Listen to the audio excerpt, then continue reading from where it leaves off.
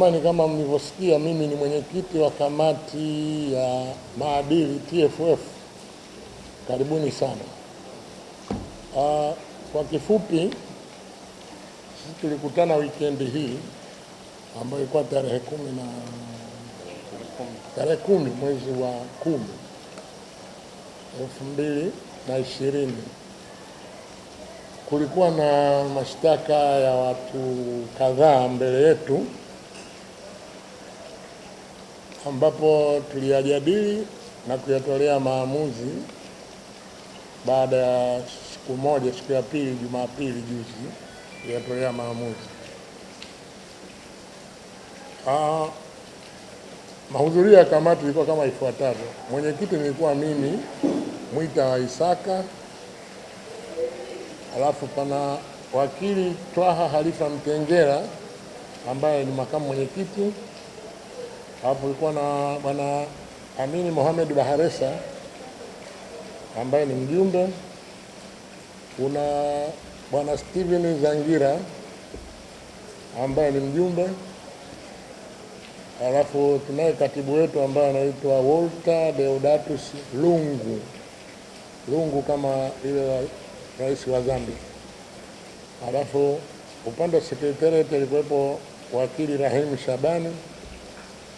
Alafu upande wa malalamikaji TFF alikuwepo bwana Herman Kidifu. Alafu na dada anaitwa Mainda Kishaka.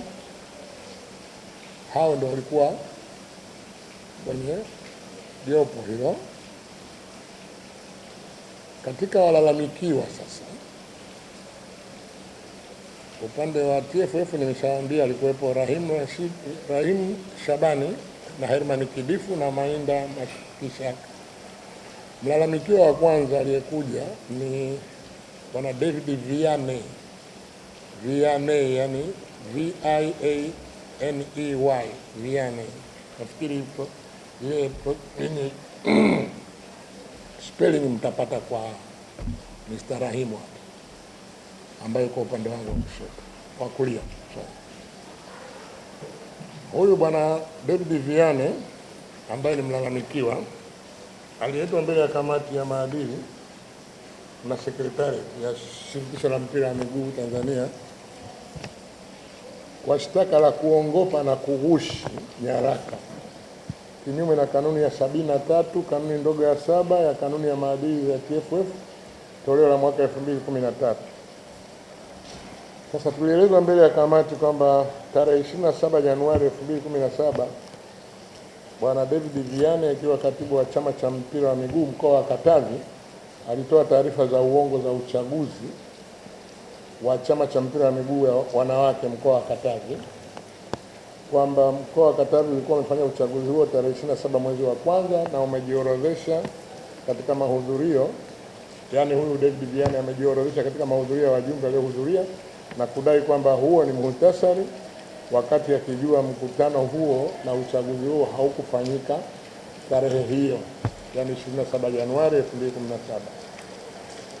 Na kwamba kwa taarifa hiyo ya uongo aliorodhesha majina ya wajumbe kutoka wilaya za Mlele, Msimbo na Mpanda na kutaja nyadhifa zao, wakati akijua kuwa watu wao hawajihusishi na soka na wengine hawapo kabisa. Katika taarifa hiyo alishtakiwa kwamba amemtaja pia Mwalimu Mawazo Maso kuwa ndiye aliyesimamia uchaguzi huo na kuweka saini, wakati akijua huyo Mwalimu Mawazo Maso hakusimamia wala hakusaini hayo mahudhurio. Sasa maamuzi baada ya kusikiliza kesi hiyo na mashahidi, kamati baada ya kupitia vielelezo na kutafakari hoja zilizotolewa na pande zote mbili, yani upande wa mlalamikaji na mlalamikiwa, imejiridhisha pasipo na shaka kwamba mashtaka yaliyoletwa hayajitoshelezi kwa kamati kutoa maamuzi, kwa kuwa ilijikita zaidi katika masuala ya kughushi, yani forgery kwa Kiingereza. Na kwa hiyo kamati imeonelea kuwa kwa sababu mwenyekiti wa chama cha mpira wa miguu mkoa wa Katavi ndiye aliwasilisha malalamiko na katibu wa chama cha mpira wa miguu mkoa wa Katavi ambaye ndio mlalamikiwa wametuhumiana kijinai, jambo hilo linahitaji ushahidi wa kina kutoka kwenye vyombo na mamlaka ya kushughulikia masuala ya kughushi, yani forgery. Kwa hivyo kamati imeamua kuyarudisha mashtaka hayo mkoani Katavi ili vyombo vinavyohusika na masuala ya jinai vichunguze na kujiridhisha vyenyewe kwenye suala la kughushiwa kwa nyaraka. Na baada ya kukamilika uchunguzi huo, Sekretarieti ya TFF inaweza kuyarudisha tena mashtaka kwenye kamati ya maadili kwa kusikilizwa. Nafikiri mmenielewa. Kwa hiyo swala la huyu David Vianney limerejeshwa mkoani Katavi ili ifanyiwe uchunguzi na vyombo vinavyohusika na kuchunguza masuala ya jinai hususan forgery. Ikishajiridhisha inaweza ikarudisha ripoti hiyo. Tutakapoipata TFF tunaweza tukakaa tena kuamua. Hii ni kwa sababu kamati ya maadili haiko na utaalamu wala competence ya kuweza kujua kitu hiki kimeghushiwa au hakijaghushiwa. Kwa hiyo swala la bwana David Vianney liliamuliwa hivyo. Shauri la pili ni shauri la maadili kati ya shirikisho la mpira wa miguu dhidi ya bwana Luitiko Mwamundela. Kama nilivyosema hapo mwanzoni, kamati composition yake ilikuwa ile nilivyowatajia majina, haina haja ya kurudia. Mashtaka yalikuwa kwamba mlalamikiwa Luitiko Mwamundela aliletwa mbele ya kamati ya maadili na Sekretarieti ya shirikisho la mpira wa miguu Tanzania kwa mashtaka matatu. Katika shtaka la kwanza anatuhumiwa kwa kosa la rushwa kinyume na kanuni ya 21 ya kanuni za maadili ya TFF toleo la mwaka 2013. Ilielezwa kuwa mnamo tarehe 10 mwezi wa 6 2020 bwana Luitiko Mwamundela akiwa mgombea alikuwa na vikao na wajumbe wa chama cha mpira wa miguu mkoa wa Mbeya, kwa kifupi inaitwa MREFA, yani Mbeya Regional Football Association, na akawashawishi wampe upendeleo katika uchaguzi wa chama cha soka cha mkoa wa Mbeya ulikuwa unafanyika tarehe 8 mwezi wa 8 2020. Naye alipofikishwa mbele ya kamati ya uchaguzi ya mkoa wa Mbeya, alikiri kuwa sauti iliyorekodiwa ni ya kwake, ikithibitisha kuwa ni kweli alishawishi wajumbe, na mjumbe mmoja wapo alitambulika kwa jina la Moshi Investments ili waweze kumpatia nafasi ya upendeleo katika uchaguzi huo. Ushahidi wa sauti hiyo upo kama kielelezo juu ya tuhuma hizo, ambapo alirekodiwa na mhusika bwana Moshi ambaye alikuwa anafanya naye mazungumzo. Katika shtaka la pili, mtuhumiwa Luitiko Mwamundela anatuhumiwa kwa kutoa siri za vikao vya ndani kinyume na ibara ya 34 ibara ndogo ya 4 ya katiba ya MREFA, yani Mbeya Regional Football Association. Hapa ilielezwa kuwa mnamo tarehe 10 mwezi wa 6 bwana Luitiko Mwamundela katika jiji la Mbeya alihusika kutoa siri za vikao, ambapo amekuwa akitoa siri za vikao kwa watu mbalimbali. Mmoja wapo alitambulika kwa jina la Anthony Selemani Kombwe Moshi. Vikao vilivyokuwa vikifanyika ni kamati tendaji ya mkoa huo jijini Mbeya. Ushahidi uliotolewa ni wa kifaa cha kurekodiwa sauti wakati akifanya mazungumzo hayo. Hilo ni shtaka la pili. Shtaka la tatu, mlalamikiwa alilalamikiwa kujihusisha na kupanga matokeo ya mpira wa miguu ya ligi kuu kinyume na ibara ya 69, kinyume na kanuni ya 69 ya kanuni za nidhamu za TFF.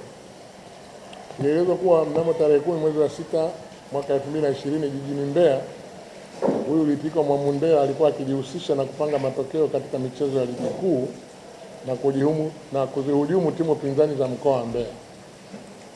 Ushahidi wa sauti yake ulitolewa kwamba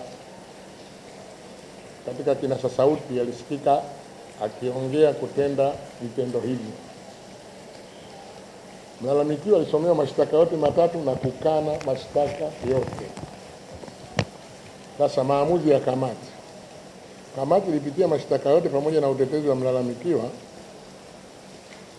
na katika shtaka la kwanza kamati ya maadili ya TFF ilijiridhisha kuwa mlalamikiwa alimshawishi ndugu Anthony Selemani Kombwe ambaye ni mjumbe wa kamati ya uchaguzi ya Mrefa ili apate fursa katika uchaguzi wa chama cha mpira mkoa wa Mbeya, na mlalamikiwa Luitiko Mwamundela alikiri kuwa sauti ile ni ya kwake. Katika shtaka la pili, kamati haikumkuta mshtakiwa na kosa la kutoa siri za vikao vya kamati ya utendaji, na katika shtaka la tatu, kamati haikuweza kupata uthibitisho wa mlalamikiwa kujihusisha na kupanga matokeo katika michezo ya ligi kuu au kuzihujumu timu pinzani za mkoa wa Mbeya.